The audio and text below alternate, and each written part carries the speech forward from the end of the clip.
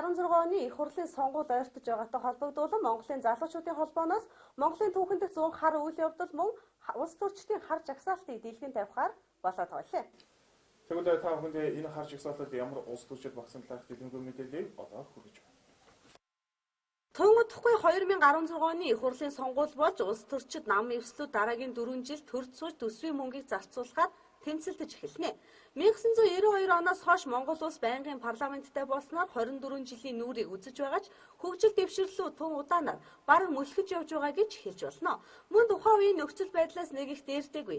Ард иргэдийн амьдрал арай ядан өдрө хоногоо өнгөрөөж байгаа үзэгдэл нийгэмд хэвээ мэт болсон.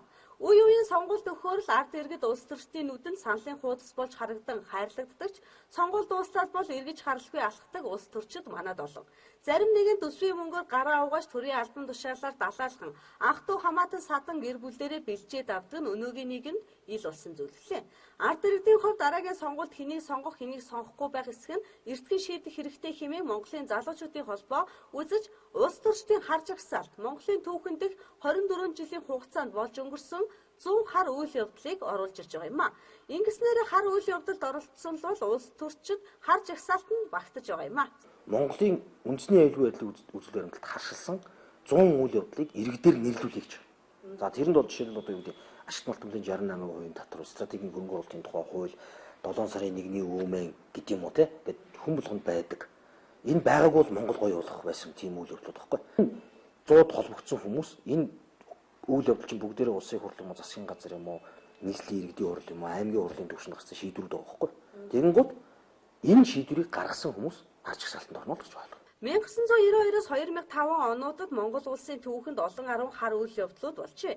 Тухайлбал ардчлалын анхны алтан хараацай зориг агсны амиа алдсан хэрэг, өмч хувьчлал жичээнүүдэд алдсан 10 сая доллар, алт хөтөлбөр 17 чингэлэг спиртний хэрэг гээд олон 10 хар хэрэгүүдийг үйлдэлүүдийг ард түмэн нэрлэжээ. Эдгээр хар үйл явдлуудаас хамгийн анхаарал татаж байгаа нь 2008 оны 7 дугаар сарын 1-ний өдөр. Улс төрчдийн шунал эрх мэдлийн төлөөг тэмцлээс болж гэмзэмгүй 5 иргэн амиа алдаж олон арван цагдаа жирийн иргэд дахир дутуу болсон үйл явдал яа харахгүй түүхэнд дэх хар үйл явдал юм а.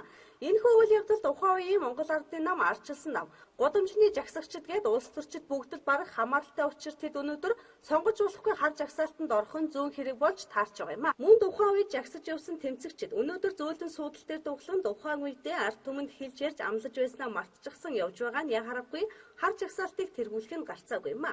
Харин хар жагсаалтыг гаргаж байгаа Монголын залуучуудын холбооны цаа зорилго нь юу байв? Эсвэл залуучуудаар өгүүлсэн энэ байгууллагын ард аль нэг нам эсвэл хүчин улс төрч байна уугийг харлага энэ хэрээрээ нийгэмд гарч байгаа юм а. Бид энэ талаар Монголын залуучуудын холбооны удирдлагаас өөрөөс нь тодорхой. Би жишээлбэл энэ залуучдын холбооны ерөнхий нэмж чинээр гаргахээс өмнө Монгол Ардын намын байгууллагын гишүүн байсан хүн.